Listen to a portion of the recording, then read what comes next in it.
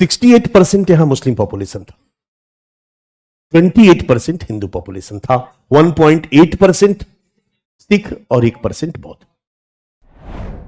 लेकिन अगर हम तीन टुकड़ों में यहां के डेमोग्राफी को देखें तो 95% मुस्लिम पॉपुलेशन इन कश्मीर घाटी, 56% Hindu population in Jammu, 56% Hindu population in Jammu and 54% बौद्ध पॉपुलेशन इन लद्दाख। तो तुम कहोगे कि 54% बौद्ध लद्दाख में है, तो ओवरऑल जम्मू कश्मीर के पॉपुलेशन में बेचारे 1% ही क्यों है?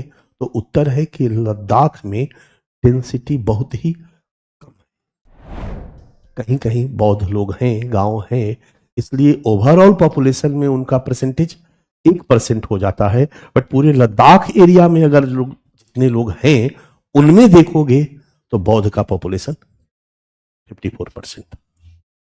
यह एक घाटी, पहाड़, हिमालय का इलाका है और पर्यटन के दृष्टिकोण से बहुत ही खूबसूरत है, समृद्ध है। सुने होंगे एक कथन कि स्वर्ग कहीं है तो यही है, यही है, यही है, वास्तव में है। अगर क्रेन ले जाया जाए या कोई चीज पिक करने वाला और सारे इंडियन टाइप आदमी को पिक करके और विदेशी टाइप आदमी को उसमें डाल दिया जाए तो स्विट्जरलैंड फेल होगा। बस उधर देखते हैं तो सब हम लोग टाइप आदमी दिखता है, अरे ये तो इंडिया ही है, वैल्यू खत्म हो जाता है। विदेशी टाइप लोगों को देख के थोड़ा आकर्षण बढ़ जाता है कि हम विदेश में हैं। यही है जम्मू कश्मीर, ठीक है। मैप दिख रहा है बच्चा, ये मैप है। इस मैप को भारत ने जारी किया है। ऐसे मैं टेक्निकली दिखा दूं आपको, इंडिया कंट्रोल कश्मीर ये है नीचे, और ये दोनों पीयूको है, पाकिस्तान के कब्जे में है बट कश्मीर है। इसको गिलगित बाल्टिस्तान कहते हैं, इस एरिया को, इसको आजाद कश्मीर कहते हैं। और हम दोनों को, इंडिया दोनों को पीओके कहता है, पाकिस्तान ऑक्युपाइड कश्मीर। ओके, ये अक्साई चीन है। 1962 के भारत चीन युद्ध में चीन ने इस पर कब्जा कर लिया, वापस नहीं गया। उसके पहले भी थोड़ा बहुत डिस्प्यूट था। ये है सीओके। और ये 1963 में जब भारत चीन युद्ध हुआ तो पाकिस्तान ने देखा कि चीन तो अब भारत का दुश्मन हो गया, तो चलो दुश्मन का दुश्मन दोस्त होता है, दोस्ती करते हैं। और 63 में पाकिस्तान ने चीन के साथ एक संधि करी और जम्मू कश्मीर का 19% इलाका चीन को गिफ्ट कर दिया। चोरी का माल दान करना, ओके, गिफ्ट कर दिया। इसको हम सीओके 1 और बड़ा वाला को सीओके 2 कहते हैं। दिमाग में रहेगा, डन। 5 अगस्त 2019 के बाद हमने जम्मू कश्मीर का मैप जारी किया। अब इस पहले वाले मैप को देखना बच्चा, ओके, दिख रहा? और दूसरे वाले मैप को देखो, सेम है, लेकिन अब हम सीओ के, पीओ के, टीओ के कुछ नहीं कहते, सबको अपना मानते हैं, ठीक है।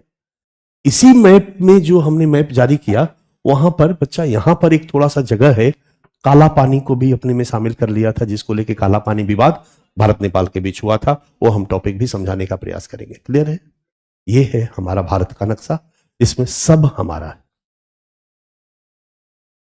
बट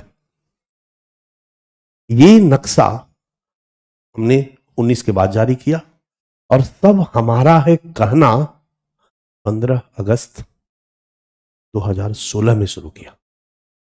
15 अगस्त 2016 के पहले हम केवल डिस्प्यूट क्रिएट किए हुए थे, तो हम उसको पीओके कहते थे और सीओके कहते थे। मेरी बात समझ में आ रही है?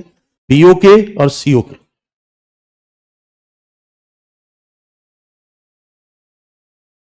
यानी जुलाई 1972 से लेकर 15 अगस्त 2016 तक पीओ के सीओ के 15 अगस्त 2016 से सब इंडिया का, और मैप में 5 अगस्त 2019 के बाद सब इंडिया का। क्लियर है? अब हम लोग यहां की कहानी देखें। आपके जम्मू कश्मीर की कहानी। तो जम्मू कश्मीर में मूलतः जम्मू एक राज्य था जो हिंदू राज्य था, और हिंदू भी नहीं बल्कि कहो तो यहां पर रणजीत सिंह इसके राजा थे। थोड़ा बहुत इतिहास तो आप ज्यादा हमसे पढ़े होंगे। 1822 में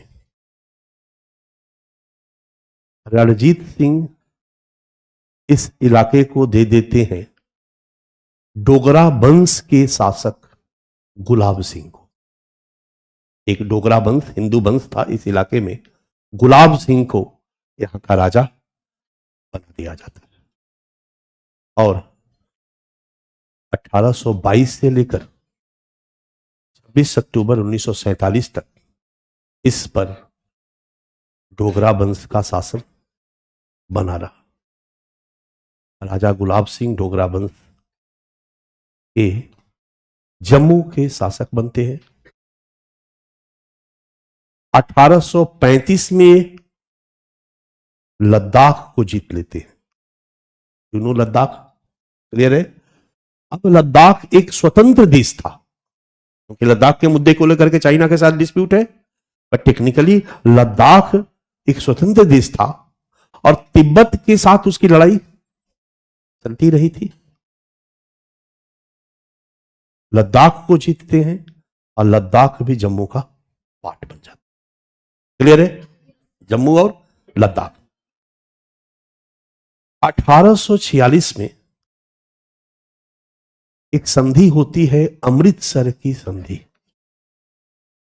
और अमृतसर की संधि में ईस्ट इंडिया कंपनी से राजा गुलाब सिंह 75 लाख रुपए में कश्मीर घाटी को खरीद लेते।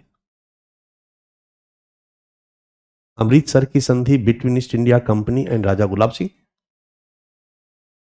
इस संधि में 75 लाख रुपए में राजा गुलाब सिंह 95% मुस्लिम आबादी वाले कश्मीर घाटी को खरीदते।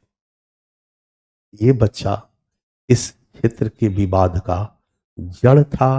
एक हिंदू शासक 95% मुस्लिम आबादी वाले क्षेत्र को पैसे से खरीदकर शासक नहीं बन सकता। समझ में आ गया? बट उस समय चूंकि राजतंत्र था तो ऐसा कहीं कोई डिस्प्यूट मुद्दा नहीं था, और 1846 से गाड़ी 1930 तक आ गई। 1930 में एक बटलर ने इस मुद्दे को पहली बार उठाया। उस समय डोगरा वंश के शासक हो गए थे राजा हरि सिंह। राजा हरि सिंह थे डोगरा वंश के, यानी जम्मू कश्मीर के शासक। भारत में स्वतंत्रता की लड़ाई चल रही थी, और इन्हीं सब स्वतंत्रता से प्रेरित होकर के 1932 में एक आदमी ने राजा गुलाब सिंह से कश्मीर घाटी की स्वतंत्रता का आंदोलन शुरू कर दिया। हम अंग्रेजों से भारत की स्वतंत्रता का आंदोलन कर रहे थे, और उसने राजा गुलाब सिंह से कश्मीर घाटी की स्वतंत्रता का आंदोलन शुरू किया। उस आदमी का नाम था शेख अब्दुल्ला। उसने एक संगठन बनाया, ऑल जम्मू कश्मीर मुस्लिम कॉन्फ्रेंस, जो 1939 में बदलकर हो गया नेशनल कॉन्फ्रेंस। क्लियर है?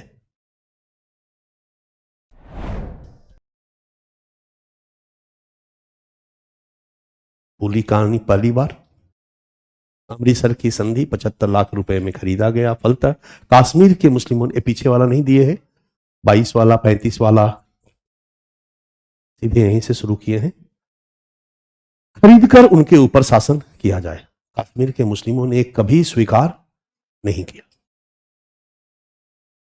32 में शेख अब्दुल्ला द्वारा ऑल जम्मू कश्मीर मुस्लिम कॉन्फ्रेंस का गठन और कश्मीर की आजादी का आंदोलन प्रारंभ किया जाता है, 1939 में मुस्लिम कॉन्फ्रेंस का नाम बदलकर नेशनल कॉन्फ्रेंस कर दिया जाता। ठीक है, अब स्लाइड पर नहीं, मेरे चेहरे पर ध्यान दीजिए। इधर देश में आजादी की लड़ाई चल रही है। हमारे भारतीय स्वतंत्रता आंदोलन के नेता भारत छोड़ो आंदोलन की है 42 में। आजादी की लड़ाई पीक पे है। ओके, इधर अंग्रेज भी नहीं चाहते थे कि भारत आजाद हो, और अगर आजाद भी हो तो नहीं चाहते थे कि मजबूत हो, बल्कि मरियल टाइप आजाद हो, कई टुकड़ों में। इतना तो कंसेप्ट क्लियर है। 46 में भारत छोड़ो आंदोलन के तर्ज पर शेख अब्दुल्ला एक आंदोलन शुरू करते हैं, हरि सिंह कश्मीर छोड़ो। हरि सिंह कश्मीर छोड़ो मतलब कश्मीर घाटी छोड़ो। कश्मीर घाटी क्लियर है मैप में, जम्मू तक अपने को रखो, कश्मीर घाटी छोड़ो। और उधर गिलगिट बाल्टिस्तान भी अलग आंदोलन की लड़ाई लड़ रहा था, क्योंकि गिलगिट बाल्टिस्तान अपने आप में एक देश था, जिसको कि 35 में गुलाब सिंह ने मिला लिया था। क्लियर है, वो अलग आजादी की लड़ाई, क्योंकि आजादी आजादी आजादी आजादी, चारों तरफ आजादी का दौर छाया हुआ था, तो सब देखा देखी आजादी आजादी कर रहे थे, और अंग्रेज इस तरह के आंदोलन को प्रेरित कर रहे थे। 46 में लगने लगा कि अब देश हमारा आजाद हो जाएगा, सब चीज क्लियर हो गया, सारी संभावनाएं बन गई, आजादी का प्रस्ताव भी हमें मिला, ओपन था, सब आजाद हो सकते हो, तो सबने आजादी की बिगुल फूंक दिया। गिलगिट बाल्टिस्तान अलग आजादी की बात कर रहा था, और इधर शेख अब्दुल्ला ने आंदोलन छोड़ा, हरि सिंह कश्मीर छोड़ो। 15 अगस्त 1947 को देश आजाद हो गया। आजादी का तोहफा कांटों से भरा था, जहां हर देश अपने को आजाद करने को तैयार था। ऑफिशियली 2 देश आजाद हुए, भारत और पाकिस्तान, बट पाकिस्तान की भी ढेर सारी रियासतें अपनी आजादी की बात कर रही थी, उसमें बलूच भी था। ओके, बलूच एक अलग एथनिक ग्रुप है, जिसका पॉपुलेशन पाकिस्तान में भी है, ईरान में भी है और अफगानिस्तान में भी है, और एक अपने लिए एक अलग देश की मांग बहुत पहले से बच्चा इनकी चली आ रही थी। इनके 3 जनरल में से 2 को पटा लिया जिन्ना ने, हस्ताक्षर करवा लिया। सुनते जाओ, लिसन। और उस हस्ताक्षरित कॉपी को अंग्रेजों को दे दिया, का मतलब है कि बलूच भारत पाकिस्तान के साथ, और अंग्रेजों ने ढेर सारा, जिन्ना ने ढेर सारा वादा किया। जिन्ना ने वादा, संक्षेप में दे रहा हूं, जिन्ना ने वादा पूरा फाइनली नहीं किया, जिसके कारण आज भी बलूच आंदोलन पाकिस्तान का एक बड़ी समस्या है। ये अपने देश के लिए आंदोलन कर रहे हैं, ये बलूच समस्या है। इधर सरदार वल्लभ भाई पटेल को जिम्मेदारी दी गई कि आप जाइए और सबको मिलाइए, ताकि ढेर सारा देश न बने। वल्लभ भाई पटेल डायरी लेकर निकल पड़े और विलय संधि पर हस्ताक्षर करवाना शुरू कर दिया। हरि सिंह ने हस्ताक्षर करने से कर दिया। अब क्या किया जाए? हस्ताक्षर करवाना जरूरी था। साम दाम दंड भेद, किसी भी तरीके से एक मजबूत अखंड भारत चाहिए था भारत को।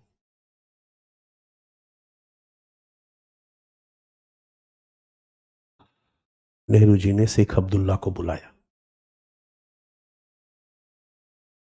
रबड़ी जिलेबी खिलाया। कब? आजादी के बाद।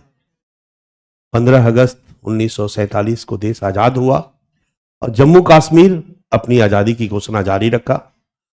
उसने विलय संधि पर हरि सिंह ने हस्ताक्षर नहीं किया। कई थे, हैदराबाद के निजाम थे और भी थे, हरि सिंह ने भी नहीं किया। शेख अब्दुल्ला नो डाउट कश्मीर घाटी के मजबूत नेता थे मुस्लिमों के, क्योंकि उन्होंने मुस्लिमों की लड़ाई 10 साल पहले लड़ी थी, 10-15 साल पहले से। उनका जनाधार था। शेख अब्दुल्ला को बुलाया नेहरू जी ने, पटाया, और 22 अक्टूबर, अगस्त के बाद एक महीना सितंबर, एक महीना अक्टूबर, 22 अक्टूबर 1947 को शेख अब्दुल्ला ने के स्टेटमेंट दिया सार्वजनिक मंच से कि कश्मीर घाटी के मुसलमान भारत में शामिल हो जाएं।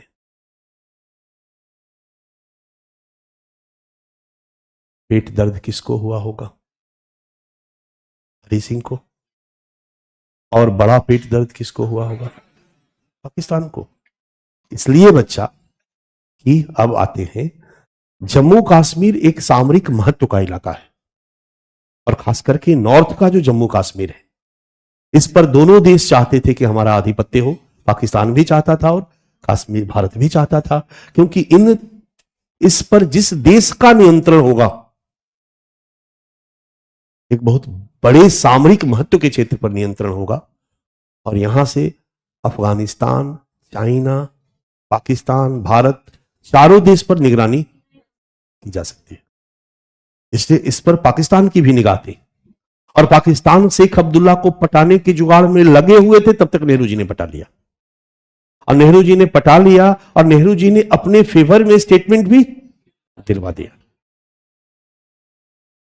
जैसे ही 22 अक्टूबर को शेख अब्दुल्ला ने स्टेटमेंट दिया कि भारत में शामिल हो, अब पाकिस्तान को लग गया कि अब कोई उपाय नहीं है, क्योंकि हरि सिंह पाकिस्तान के फेवर में आते नहीं, हिंदू थे। शेख अब्दुल्ला आ सकते थे क्योंकि वो मुस्लिम थे, वो भी हाथ से निकल गए, तो अब कोई उपाय नहीं है। इसलिए सरदार इब्राहिम के नेतृत्व में एक नेता थे बच्चा, पूंछ क्षेत्र के, पूंछ का इलाका है ना, पूंछ सेक्टर, और वहां पर हरि सिंह ने, पाकिस्तान ने सॉरी, आजादी की घोषणा करवा दी। अभी तक था हरि सिंह कश्मीर छोड़ो, ये क्षेत्र हरि सिंह के राज्य से अपनी आजादी की घोषणा कर दी। और जैसे ही आजादी की घोषणा करी बच्चा, हरि सिंह के सैनिकों ने विद्रोह करना शुरू किया। वही ना विद्रोह दबाएंगे, भारतीय सैनिकों को कोई लेना देना नहीं है। हरि सिंह का राज्य जम्मू कश्मीर, हरि सिंह की सेना, हरि सिंह की सेना विद्रोह दबाने गई, लड़ाइयां शुरू हुई, और उस पूछ विद्रोहियों की तरफ से पाकिस्तानी सैनिक कबायली भेष में आकर लड़ना शुरू किए। हरि सिंह सेना पर भारी पड़ने लगे, और 24 अक्टूबर को, यानी 2 दिन बाद, आजाद कश्मीर ने अपनी आजादी की घोषणा कर दी। तिरंगा, अपना झंडा फहरा दिया, अपना राष्ट्रीय गान भी गा दिया। और यही नहीं, आनन फानन में पाकिस्तान ने आजाद कश्मीर को एक संप्रभु देश के रूप में रिकॉग्निशन भी दे दिया। आजाद कश्मीर को एक ही देश मान्यता देता है, वो है पाकिस्तान, याद रखिएगा। यानी पाकिस्तान के नजर में आजाद कश्मीर एक देश है, स्वतंत्र देश है, संप्रभु देश है। क्योंकि अब वहां से कुछ भी होगा तो पाकिस्तान कहेगा मैं थोड़ी कर रहा हूं, ये दूसरा देश कर रहा, आजाद कश्मीर के लोग कर रहे हैं। समझ में आ रहा मेरी बात? 24 अक्टूबर को आजाद कश्मीर ने अपनी आजादी की घोषणा कर दी। पाकिस्तानी सैनिक हरि सिंह के सैनिकों को से लड़ने लगे, और लड़ने लगे तो लड़ते लड़ते हरि सिंह के सैनिकों को पीछे ढकेलने लगे या अपने पीछे हटने लगे। पीछे ढकेलने लगे, वो पाकिस्तानी सैनिक थे, हरि सिंह की सैनिक पिद्दी सैनिक थे उसके सामने, एक देश का सैनिक उसके सामने लगा हुआ था ना बच्चा। पीछे ढकेलने लगे, गिलगिट बाल्टिस्तान का इलाका पूरा, जहां जहां हरि सिंह के सैनिक थे सबको पकड़ लिया, गिरफ्तार कर दिया, दबा दिया, क्योंकि हर जगह पाकिस्तानी सैनिक घुस गए थे। और इस पूरी लड़ाई में हरि सिंह का 54% इलाका पाकिस्तानी या विद्रोहियों के कब्जे में चला गया। टेक्निकली नॉट पाकिस्तानी सैनिक, विद्रोहियों के कब्जे में चला गया। और हरि सिंह की सेना दिनों दिन पीछे हट रही थी, पीछे हट रही थी। उधर की सेना, भारत मुस्कुराकर देख रहा था, देखेगा ही ना मुस्कुराकर।